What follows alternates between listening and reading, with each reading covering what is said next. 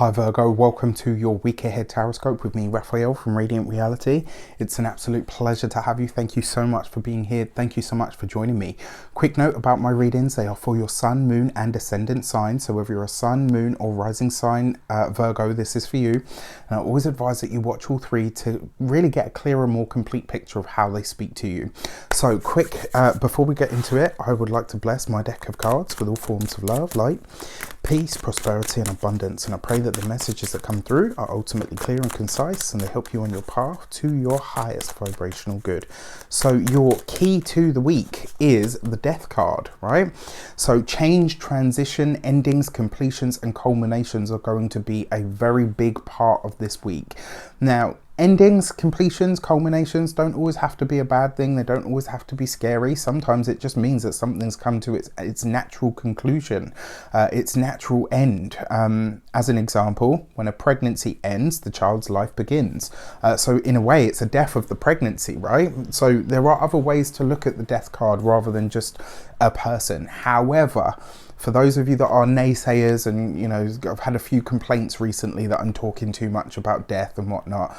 Unfortunately, if the signature comes up, then I am going to speak it. How I do what I do is not for everybody. I completely understand that, but I will always speak my truth and I always will work the way that I have been taught to work and the way that has really developed for me over the last, gosh, however many years.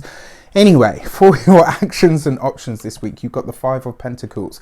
This is the death of debt. This is the death of challenging financial situations or money, or, you know, situations when it comes to money. Another way that you could look at this as well, for those of you that have been working on, through, or with either an illness of a chronic nature or an injury of some sort. Remember, the Five of Pentacles sometimes sees us being out of pocket because we've twisted an ankle and, you know, current world situation, probably not going to be working in a restaurant at the moment, but you get my point. All jokes aside, this is the end of financial hardships. This is the end of financial challenges, issues, worries and woes, which is actually really good news for a lot of you. For your communications and conversations, you have the Nine of Wands, right? So one way that you could look at this, your Nine of Wands is in a lot of ways, this is where you need to speak up. It's where you have either not been heard or where you feel like you've been denied being heard, where somebody has not given you the time of day, where somebody has not shared, shared the spotlight with you in some way. Now, in a lot of ways, this is about you admitting a vulnerability. This week, I think you're going to talk about something that maybe you haven't been able to talk about because it was too painful. Maybe it was because you, either which way, this week, in some way, shape or form, the spotlight is going to be on you. Something is being highlighted where you will get to speak, where you will have your moment to divulge how you feel about something. And if I'm completely honest with you, it does feel like it's going to put you in a vulnerable position. Not because anything's wrong, but sometimes to admit that we are having a troubling time or a challenge with something, sometimes that makes us vulnerable. Sometimes it feels, it makes us feel exposed in some way. Now, for those of you that work for somebody else, I think, if I'm honest, this is going to be the final week that somebody asks you to do something outside of your job description or outside of your remit. I feel like this is going to be the straw that broke the proverbial camel's back. The reason I say this, I get the feeling that maybe a boss or a superior is going to say, oh, can you do this? And you're like, no, hang on a sec. For weeks, for months, I've been doing, things that I don't get paid for, things that I don't have the title or the clearance to do, but I'm expected to do. Either you come with the goods, the money, the extra money, the finances or the title. You have to give me something if you're going to keep expecting me to show up for these responsibilities that are not mine. This week, I kind of feel like Virgo is going to be very forceful in that regard, and bloody good for you. For your business owners, entrepreneurs, solopreneurs, this week, you're juggling personal health and and the work, right? And it's kind of like you're, you know what, like I'm feeling it. I'm feeling, maybe a little bit under the weather.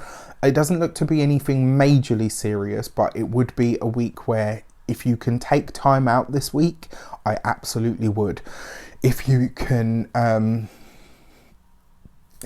delegate something that you would rather do yourself, then do. This is a week to accept help, but it's also, if you are a business owner or an entrepreneur or solopreneur, the other thing is, remember what I was saying about this speaking up. If there's something that isn't right, even if it's like the 5th, 6th, 7th, 8th, 9th revision of something that needs to be like, yes, Virgos are, you guys are known for your perfectionism, and you are known for, being nitpicky and pedantic at times, all of that. But that doesn't mean that you have to accept something that is underneath the standard that you want it or need it to be. So this week, if this is like the 5th time you've asked someone to redo something and you can feel that they're getting exasperated and you're annoyed at having to keep asking, push past that, right? You're very close to a finish line of some sort. So it would be wise for you to say, okay, you know what? Yes, this is annoying, but once we've got it, we're done. Do you know what I mean? Like, it's over. For those of you that are retired or no longer working for any reason, this is going to be a week where your support is called upon. Somebody does appear to be having either a challenge or is struggling with something, and they are going to call upon you for your help or your assistance. Whether you do or don't give it is obviously completely up to you. For your money and materials, you have the 6 of Swords. Things are definitely starting to improve. You're definitely seeing an upswing here. You're definitely seeing some sort of forward movement, which is great. I'm sure a lot of you can appreciate. The fact that you have the 5 of Pentacles with, opposite the Death card, though, I like that. Ooh, excuse me. For your physical health and vitality, that 6 of Swords is your nervous system. All right, so this week, whatever you can do to keep yourself calm, whatever you can do to keep yourself relaxed, whatever you can do to, whatever it is that you find soothing, do a lot of that this week, a hell of a lot of that. And then for your home and environment, it just looks like it's really busy, and with bitty things, and more with other people's stuff than your own or your partner's. There's just like a lot going on. It's like, what is the impending doom and disaster now? Do you know what I mean? It's just going to be like, there's always something. For your love and relations, you have the Lovers card. All right, so you've got 2 6s here. One way that this can show up is irritability, but recently a talk with one of my subbies actually, and she mentioned that it can also represent balance, which is actually very true, and I hadn't mentioned it before, so I was like, okay, yeah, I can incorporate that. This is, so I think it was last week or the week before, I was saying to the Virgos, you and your partner need to spend more time together, you need to regulate, and all the rest of it with the relationship. This week you've done that. And on the flip side of it, everything else seems to be getting a little bit wonky. That moment of finally balancing something out is coming. All right, so don't worry. Like, things are definitely starting to shift and to change for you. I think this is kind of the last week where you're getting things in a row, let's say. Now, for your single Virgos, I'm going to be really honest with you. If you are connecting with someone this week, especially for those of you that are newly seeing someone, I think this is the week where you're going to start to understand that this person has a little bit of baggage. And let's face it, if you're anywhere around 36, you got some baggage at this point. All right, we all do. When you're picking out a used car, right, they all come with a few knocks and scrapes or things that you have to compromise on. All jokes aside though, I think this is going to be the realization that actually maybe this person's past is, only recently sealed.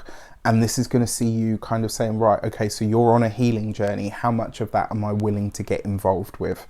And how much of it am I, willing to be a part of? There's a lot to think about there, but it doesn't mean that you should steer clear. It just means that there's a lot to be navigated here. All right, so just be very conscious about your relationships, ties, partnerships, connections, etc. You know, I think that's as much as I will say. With that said, I wish you an abundance of all of that good stuff. Let me know in the comments how it shapes up. Don't forget to check out your life path and numerology video for March 2021. Take care, and I'll see you soon.